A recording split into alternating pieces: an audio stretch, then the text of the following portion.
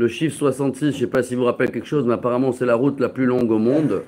Ah oui. Ouais, en Amérique. Voilà. Ouais, c'est ça.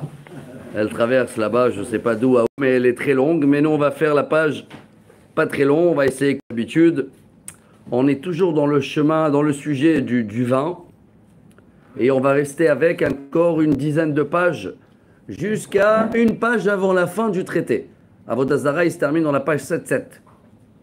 Donc jusqu'à la page 76, on est encore dans le vin. Alors tout ce qu'on parle aujourd'hui, ne le prenez pas en premier degré car on n'est pas dans le cours d'Halakha. On est dans le cours de Gemara et Mishnah. Et si Dieu veut, à la fin, on va refaire un petit mise à jour pour nous de tout ce qui découle de tout ce sujet. Alors on reprend un petit peu avant, on est dans 65b. On avait fait la Mishnah, mais on va la répéter. L'inuit, Yain Neser, Shenafal al-Gaber Anavim, Yadihan Ven Mutarot. Il y a un carton de vin et il y a un tonneau de vin non cachère qui est tombé sur les raisins. Les raisins, elle dit la Mishnah, s'ils sont en entier, il n'y a aucun problème, tu les rinces, c'est bon. Mais s'ils sont dal, ils sont écrasés, c'est fini parce qu'ils sont fissurés. Bon, alors c'est pas bon. Après, on verra les détails. Hein. Nafal al-gabet enim ou al-gabet marim. Si c'est tombé sur des figues ou sur des dattes, alors là, ça absorbe direct. Hein. N'est-ce pas? C'est pas... Alors là, on va dans une autre catégorie d'Alacha. Imiesh bahen benoten ta'am asur. Si ça donne le goût, ils ont absorbé le goût. C'est quoi absorber le goût? Ça, on verra dans les détails. Mais c'est pas bon. On termine avec une histoire qu'elle s'est passée comme ça. Chez Vigrogero de Sfina, donc ça devait être un export. Comment on appelle quelqu'un qui exporte de la marchandise? Exportateur. Exploitateur de figues. Et il y avait un tonneau de vin non cachère qui s'est renversé sur ces figues. Sha'al hachamim veitirum. Et les rabbins ils l'ont autorisé. Pourquoi? Ils ont goûté, ils ont donné à quelqu'un de goûter. Ils ont vu qu'il n'y a pas eu de goût absorbé du vin dans les figues, donc c'est bon. Et voilà la règle. D'accord? Dès qu'il n'y a pas eu de transformation de goût, c'est autorisé. Kegon hometz shenafal al gabe gerisin. Et on verra aussi par rapport à un vinaigre d'un vin non cachère qui est tombé sur des grissim, des, je ne sais pas comment on les appelle en français, mais comme du blé. Des grains de blé. Des graines de blé. Voilà. Donc ça, c'est notre sujet, Rabotai.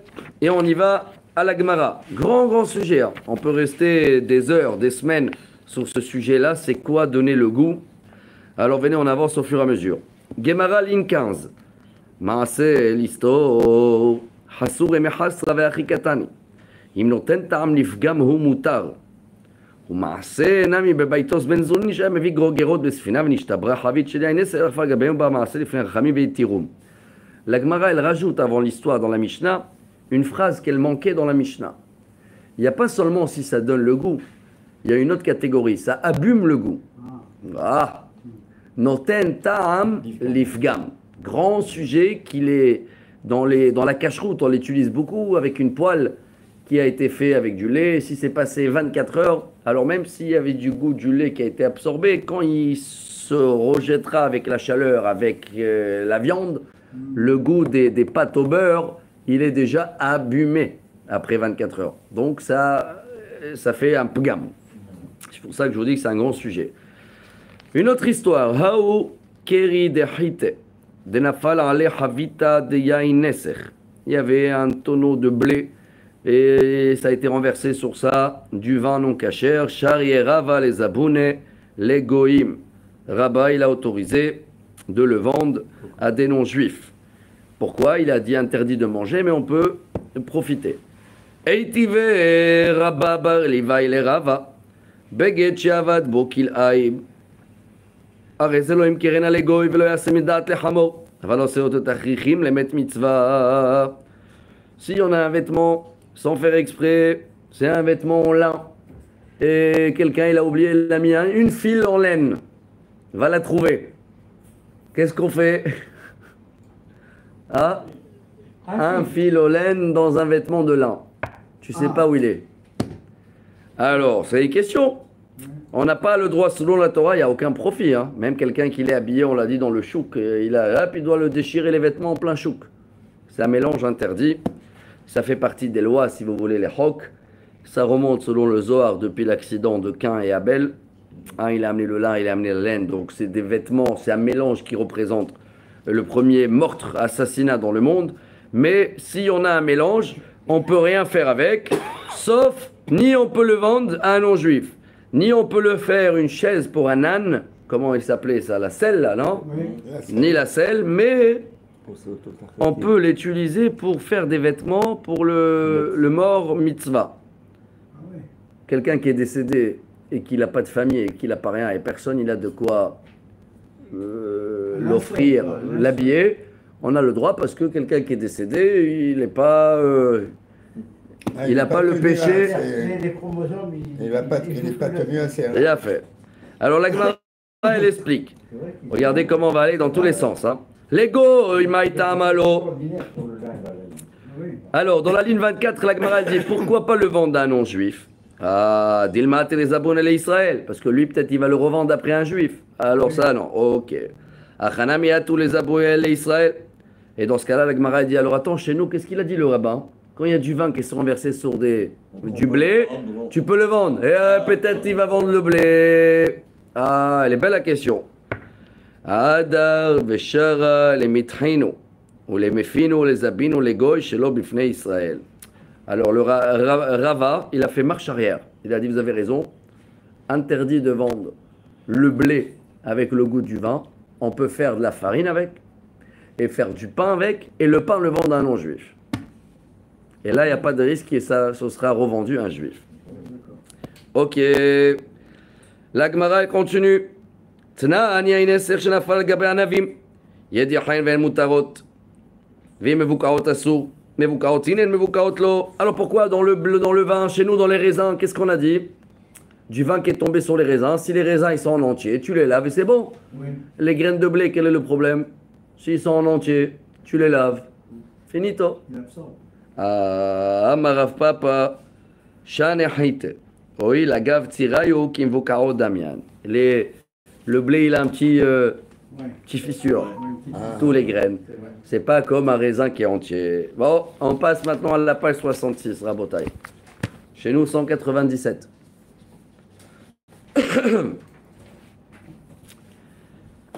Hamra Atika. Be'inve. Livré à Kol Benoten Tam. C'est quoi ce vin-là? Si c'est un vin non cachère mais tout jeune, il n'est pas fort encore. Hein. Léger. Je me rappelle que quand on avait étudié beaucoup, je ne sais pas si la Gemara va répéter ça, mais selon le Talmud, un vin qui n'a pas minimum 3 ans, c'est un jeune. Il n'est pas assez fort. Oui. Alors un vin ainsi, il est fort. Et il a été mélangé dans des raisins, livré à Kol Benoten Tam. Il faut voir si le goût, il n'a pas été transformé. Hamra haddeta be'inve. Abaye amar be'mashu. Rav amar benoten ta'am. Si le vin, il est neuf, tout frais, il y a 2 avis. Abaye, il a dit, une goutte, c'est fini, parce que les vins, ils sont fissurés. Mais Rava, il dit, non, là aussi, on va goûter. Est-ce qu'il y a un goût? Dans les commentaires aussi, il dit Rachid déjà, d'accord, s'il n'y a pas de goût, on va passer à la règle de 60.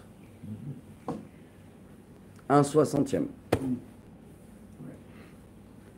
Abaye amar bemashu. Batar ta'ama zlinan vidi vidi hatama. Diavelemin bemino. Vemin bemino bemashu. Ouah, et là ça commence les grands débats. Abaye il dit on a un problème. Quand c'est 2 mélanges différentes, lait, viande, c'est 2 espèces différentes, la règle de 60 elle marche. Mais quand c'est de la même famille, raisin et vin, on ne peut plus utiliser la règle de 60. Ça s'appelle min bemino. Et alors, même une goutte, finito. Rava amar benoten tam. Rava il a dit non, c'est la même famille, mais ils n'ont pas le même nom et ils n'ont pas la même bénédiction, n'est-ce pas? Un c'est boré pris à Etz, un c'est boré pris à Geffen. Donc c'est 2 catégories différentes. Batar shma ezlinan, va ishma lechod, va ishma lechod, va min sheno mino. Ou min sheno bino benoten tam. Et dès que c'est 2 espèces différentes, on retourne dans la règle 60. Imaginez-vous ce grand débat entre Abaye et Rava. les conséquences qu'il a par rapport à tous les autres sujets qu'on connaît. Tnan, on continue. Yain nesech, shenafal al gabe anavim, kasal kadatach hamra haddeta, be'inve, umaylav benoten ta'am, lo bemashu. Quand notre Mishnah, elle dit qu'il y a du vin qui s'est renversé, est-ce que tu connais la quantité? Tout le tonneau, il s'est renversé? Et dans ce cas-là, il n'y a jamais 60 ou une goutte. Alors la Gemara, elle dit, tu ne peux pas savoir selon la Mishnah, Hamidekatani seifa zeaklal, kol shebehanato benoten ta'am asur, bekol she'en behanato benoten ta'am mutar, michlal de benoten ta'am askinan. Si la Mishnah à la fin elle t'a parlé du goût, apparemment c'est pas une grosse quantité qui est tombée du vin, c'est une petite quantité. Et alors là, chacun selon son avis. Abaye matnitin behamra atika be'inbe. Abaye dit qu'on parle d'un vin ancien, donc il est fort. Et là, il faut voir si le goût il a été absorbé. Et selon Rava, c'est même un vin neuf. De toute façon, c'est la même famille. Hala, on va passer au vinaigre. Hala de hamra ve hala de shikhra. Un vinaigre balsamique. Balsamique, c'est à base du vin, non? Alors, un vin non cachère qui est devenu vinaigre, qui s'est mélangé avec du vinaigre synthétique. Hamira de haïte ve hamira de sirire. Une vodka du blé et une vodka de l'orge. D'accord? Et un, il n'est pas bon, un, il n'est pas cachère. Comment on fait maintenant? Voilà les mélanges, ils se pratiquent. Abaye amar benoten ta'am batar ta'am azdinan, va'ay ta'am alehoud, va'ay ta'am alehoud, va'ay le min shenobino benoten ta'am. Selon Abaye, le vinaigre balsamique et le vinaigre synthétique, c'est deux espèces différentes. Donc la règle de 60, elle est toujours valable. Il a fait Verava amar, non. Bemashu, batar shma azdinan. Rava, il n'est pas d'accord du tout. Il dit, attends, comment il s'appelle? Vinaigre. Et l'autre, comment il s'appelle? Vinaigre aussi. La bracha, c'est la même. Pas comme tout à l'heure. C'est la même espèce. Donc, n'importe quel mélange, même si on a 600 fois plus le cachère que le non cachère, finito. Hay hamira mikre, hamira mikre, havelemin bemino, vecholmin bemino, bemashu. Oh, bon. Amar Abaye. Et maintenant, Rabotai, la grande source entre la vie d'Abaye et Rava, d'où chacun il appelle ça, d'où chacun il amène sa logique, que ça s'appelle la même famille, c'est pas les mêmes espèces. Elle est où leur source? C'est beaucoup des conséquences. Hein. Amar Abaye. Je suis dans la ligne 20. Mena minala. Des bâtards ta'ama azlinan. Abaye dit, vous savez d'où on va après le goût et non pas à travers le nom. Detnan tavlin shnaim ou shlosha shemot vehen min echad. Alors là, il te donne un exemple. Rashi te dit, il y a pilpel lavan, pilpel shahor, pilpel adom. En hébreu, c'est des épices. Il y a le poivre. Il y a le poivre blanc, il y a le poivre rouge et noir. C'est la même famille ou pas? Oui, bien sûr. Ils s'appellent tous en hébreu pilpel, on va dire. D'accord. Alors Abaye il dit, si on a deux épices, au mimin shelosha, et il y en a un qui n'est pas cachère ou qui n'a pas été prélevé ou qui a été contaminé, et il s'est mélangé. Amar Hiskia, Hacha bemine metika askinan, ou il vereuim le matek bahem et agdera. Alors là, est-ce qu'on voit ensemble s'il y en a dans les autres espèces, épices, 60 fois plus que l'autre, ça annule ou pas? Alors là, ils sont tous d'accord, les rabbins, ils disent non, parce qu'on voit le but de tous ces épices. C'est quoi le but? C'est de donner un goût dans la marmite. Oui, donc ça s'appelle tous la même famille. Tous les épices, ils sont dans la même famille. Et dès qu'il y en a un qui n'est pas cachère, et ben tout le mélange il est interdit. Yamat, attendez, maintenant ça commence à se détailler. Alors c'est pas le goût qui compte là, parce qu'ils ont un goût différent quand même, hein. Bah oui. N'est-ce pas? Le poivre noir il a un goût, le poivre rouge il a un autre goût. Alors c'est quoi? C'est le nom. Le nom, épice, pile-pelle. Yamar Bishlama, je vous ai dit, on peut rester des semaines hein, sur ce sujet-là. Parce que les conséquences, ils sont énormes. Imaginez-vous maintenant, selon un baillier, il y a un marmite des soldats. Et ils ont cuisiné des kilos et des kilos de poulet. Et ça se trouve qu'il y a eu un épice qui n'est pas bon. Alors, est-ce que le fait que maintenant ça a été déjà mis, est-ce qu'on peut rajouter 60 fois plus à notre épice pour inverser la chose, ou rajouter de l'eau, ou rajouter du poulet pour monter le volume de la marmite pour annuler le mélange? Est-ce que le mélange giron interdit tous les épices, mais non pas toute la marmite? Il y a plein des conséquences. Alors, Iamat Bishlama Batar Tamaz Linan Kulehat Tamau. אלא ימד בתר שמע, אז ליננה ישמע לחוד, והי שמע לחוד. Donc si on va sur le goût, on a compris qu'ils ont tous le même but, mais si on va dans le nom, chacun il a son nom. ורבא אמר לך, המני רבי מאירי, דתניא רבי יהודה אומר משום רבי מאיר, מניין לכל איסורים שבתורה שמצטרפין זה עם זה, שנאמר לו תאכל כל תועבה, כל שתיעבתי לך הרי הוא בבל תאכל. Rava il a dit non, ça c'est un sujet à part, c'est l'avis de Rabbi Meir. Qu'est-ce qu'il dit Rabbi Meir? Rabbi Meir il dit si quelqu'un il a mangé un demi-kazaït de cochon et un demi-kazaït de graisse interdite, alors selon la Torah, le péché il est dans un kazaït entier, dans 30 grammes on va dire. Mais lui, il a mangé 15 et 15. Ça s'appelle deux péchés.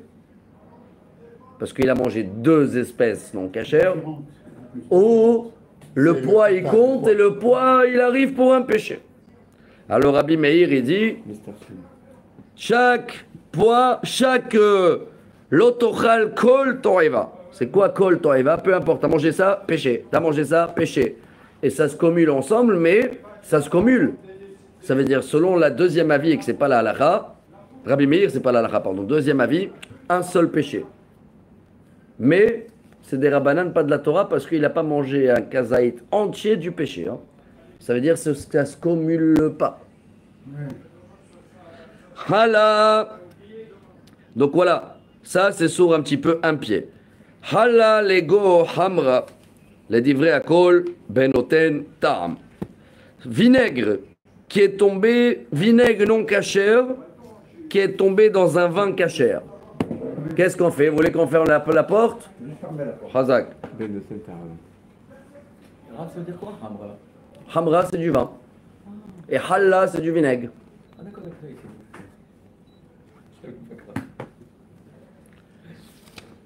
Hamra. Alors, donc là, on a vu un petit peu tout ce sujet vraiment sur un pied. C'est un grand débat et ça va nous accompagner encore dans les pages qui arrivent. Je continue avec les mélanges. La page de mélange. Ligne 26. Halla lego hamra. Du vinaigre non cachère qui est tombé dans du vin cachère. Qu'est-ce qui va se passer? Halla lego hamra. Ah, ouah, Rachid explique, il dit, chaque goutte de vinaigre qu'elle tombe dans le vin, il va gagner. Ah bon? Ah bon? Il Ouais. n'allume pas le vin? Non. Le vin, il prime. Comme ça, on le dit en français. Après, il y a un autre sujet que on va pas le développer là, mais on parle de ça dans les Tosfot. Il y a la règle aussi connue qu'on avait étudié ça dans les halachot de Shabbat. Celui-là qui est en bas, c'est le gagnant. Vous vous rappelez de ça? Tata'a gavar. Oui. on avait expliqué dans Shabbat à l'époque que si maintenant tu veux faire un biberon, voilà le cas pratique, et tu veux chauffer un petit peu de l'eau pour le petit qui ne va pas boire du froid. Alors, est-ce que je prends de l'eau bouillante dans un verre et je rajoute de l'eau froide, ou l'inverse? Je prends de l'eau froide et je rajoute de l'eau chaude. Ça change quoi? Si j'ai de l'eau chaude brûlante et je rajoute du froid, Elle va pas cuire. le chaud qu'il est en bas, hop, hop, il va cuire, si Shabbat, il va chauffer l'eau froide. L'eau froide. Chauffer, pas cuire, il va la chauffer ou pas? Donc les premières gouttes froides que tu as versées dedans, tu as fait bichoul. C'est une eau tiède. Oui, mais les premières gouttes, ils sont brûlantes encore, non? Ouais. Le chaud, il est... Voilà, mais si c'est l'inverse, Si c'est l'inverse, le froid, il est en bas. La masse. Donc ça fait- les...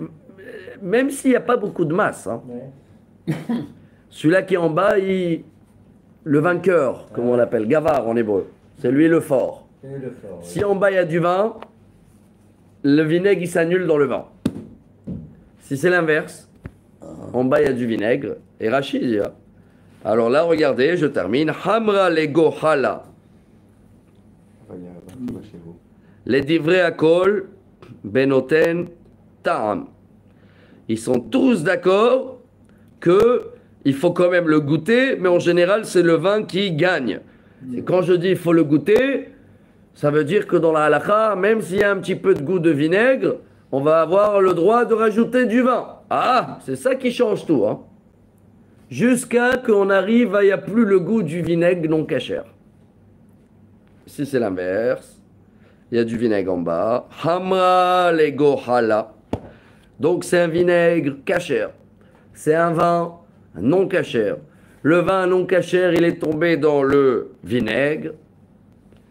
Abaye Amar, Bemashu. Abaye, il a dit, finito. Même si c'est une goutte du vin, chlet. Le vinaigre, il a gagné. Mais non, pas le vinaigre. Non, le vinaigre, il a pas gagné dans le côté. Le vin, il rend interdit.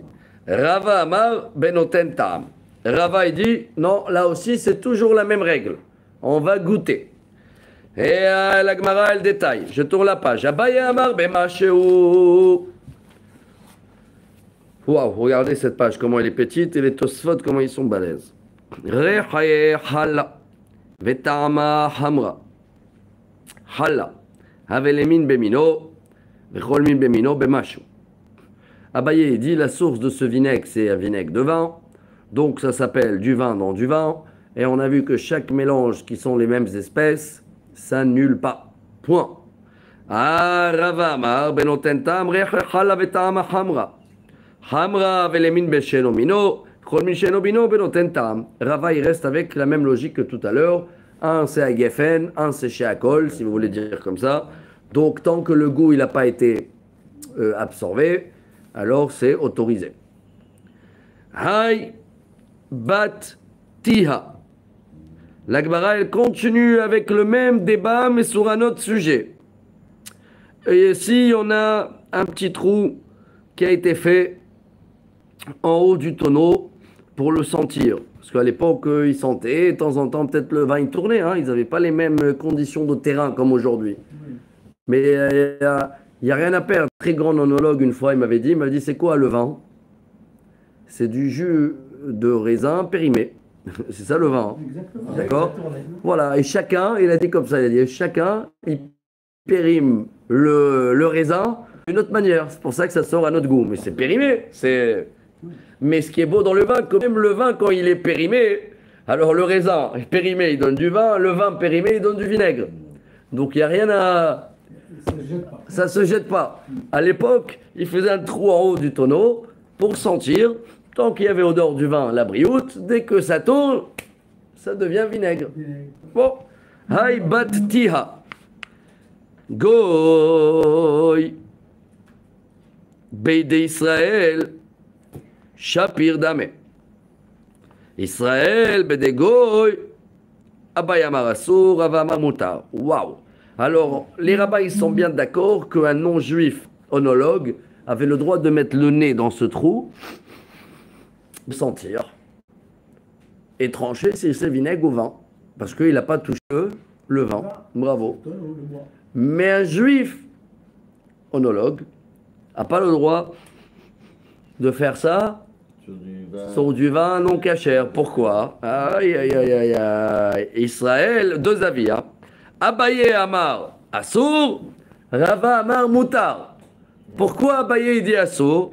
Abaye Amar Assour, Reha Miltaï. C'est une odeur. Si c'est du vin, il profite du vin non cachère. Interdit. Ah, même si c'est le parfum? Bah ouais. Selon Abaye, le parfumeur, c'est quelque chose, milta, c'est quelque chose de concret. D'accord, Oui. c'est une odeur, Oui. mais C'est une narine quand même. tout à fait. Ravama, rehalav miltaï. Rava, il dit pas du tout. L'odeur, il n'y a rien à attraper. Et voilà un nouveau grand débat entre ces deux rabbins. Vous voyez, nous on est en une demi-heure, on fait une page, mais imaginez-vous les conséquences. Et regardez, chacun, il a une source, Rabotai. Et même là, aujourd'hui, j'ai pas envie d'ouvrir tous les sujets, mais un exemple. Tu as fait un poisson dans le four, d'accord? Et sans faire exprès, tu avais oublié en haut du plateau un entrecôte. Et ils ont cuit ensemble, mais ils n'ont pas touché. Est-ce que l'odeur du poisson, elle a parfumé l'entrecôte ou pas? Voilà le même sujet. Oui ou non? Bien sûr. Il y a un peu d'odeur? Oui, mais est-ce que cette odeur-là, elle donne le goût et dans ce cas-là, ça devient un mélange interdit? On n'a pas le droit de mélanger le poisson avec la viande. Non, il faut boire avant. C'est dangereux, ça fait partie des choses qui sont tsarates. C'est pas conseillé, mais c'est pas. C'est interdit, interdit. Ah bon? Ouais. Ah ouais. Le poisson et la viande, toujours, on lave les assiettes, on change des couverts, on boit quelque chose. Bien sûr. Ouais. Voilà un exemple, et l'Agmara, elle t'amène la source. Amarava. Chez les gars, ils ont le service de poisson. Mena Aminala. Bon, on va prendre un peu le temps. Aujourd'hui, on a glissé un peu. Et je dis bravo, on est presque 150 là, écoutez le cours. Alors, comme on n'a pas la suite encore dans l'Agmara, on va finir cette page, on va prendre le temps parce qu'aujourd'hui, on a pris beaucoup des sources, des gros sujets. Elle est où la source de ce débat? Est-ce que l'odeur, il est important? Il a une mamachoute, comment on dit ça en français? Il est Une essence, une matière. une matière ou pas? Amarava, mena aminala de reha loklomo. Rava, il a dit, moi je vais t'amener une source que l'odeur ça veut rien dire.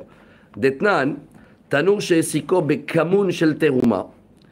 On a une Mishnah dans le traité Trumot qui dit que s'il y a eu un four qui a été allumé avec du cumin de teruma.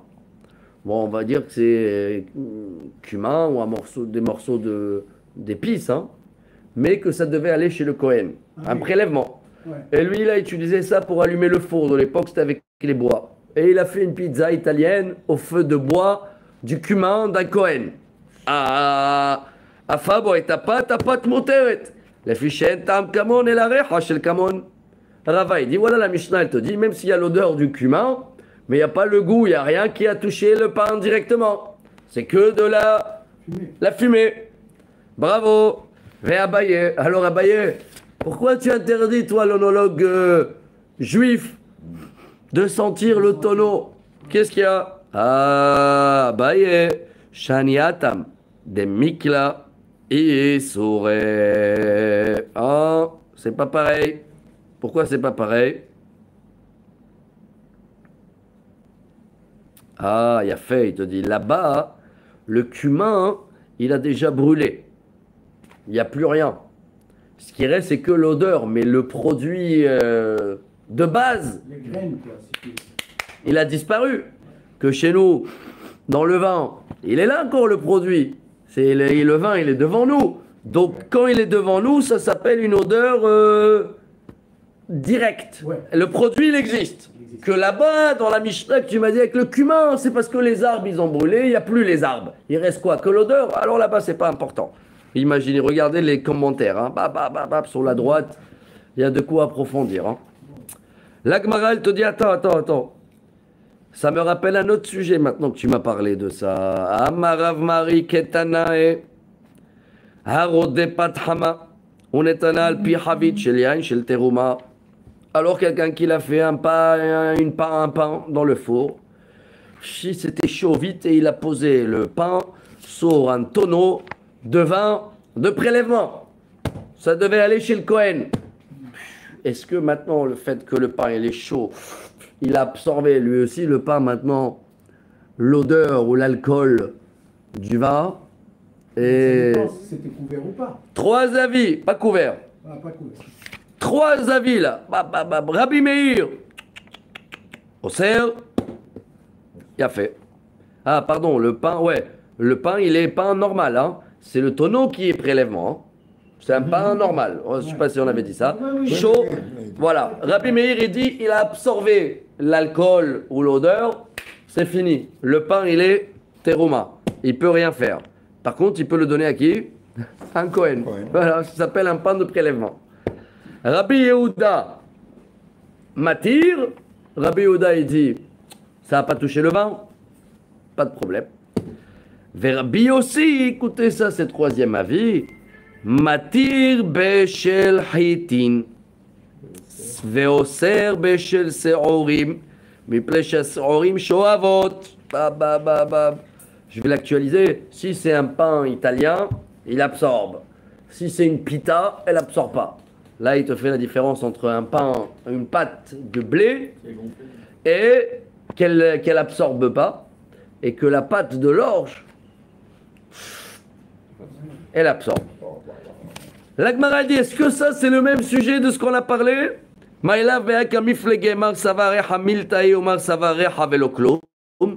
Est-ce que c'est le même débat là? Est-ce que c'est une histoire d'un odeur, hein, de l'alcool ou je sais pas quoi? L'Agmara elle te dit les Rava, Vadaï, Tanaï, les Abaye, Milei, Matanaï. Rava, il a le même avis, lui, alors c'est bien, il est comme Rabbi Yehuda qui dit que ça absorbe. Mais Abaye, qu'est-ce qu'il va te dire? Ah, Amar Lecha Abaye, Velavit Marala, Amar Abba Barhana, Amar Ishlakish, Bepat Hama, Vehi Al Havit Petuha. Et là, ça passe dans la page 67. Divrei Akol, je finis le sujet même si vous n'avez pas la page. Divrei Akol asura bepat sonenet vechavit megufa. Divrei Akol muteret onechleku la pat chama vechavit megufa bepat sonenet vechavit petucha. Ve'adidilami ke pat chama vechavit petucha dame. Donc tout dépend si le tonneau il était ouvert complètement ou s'il n'y avait qu'un seul petit trou. Si c'était un seul petit trou, ça absorbe pas. Et même si ça absorbait juste un tout petit peu où il y a le trou. Et la majorité elle annule. Mais si tu as mis le pain et tout le tonneau il était ouvert, alors là, il absorbe. Et voilà sur un pied ce sujet-là qui va continuer, si Dieu veut, dans la page 67. Voilà, Rabota, on a fait un double temps pour cette page balèze. J'espère que vous n'êtes pas... on n'a pas saoulé avec le vin. Chodesh Tov. De toute façon, c'est le mitzvah au Chodesh de boire un peu de vin. Bêta. Alors que chacun...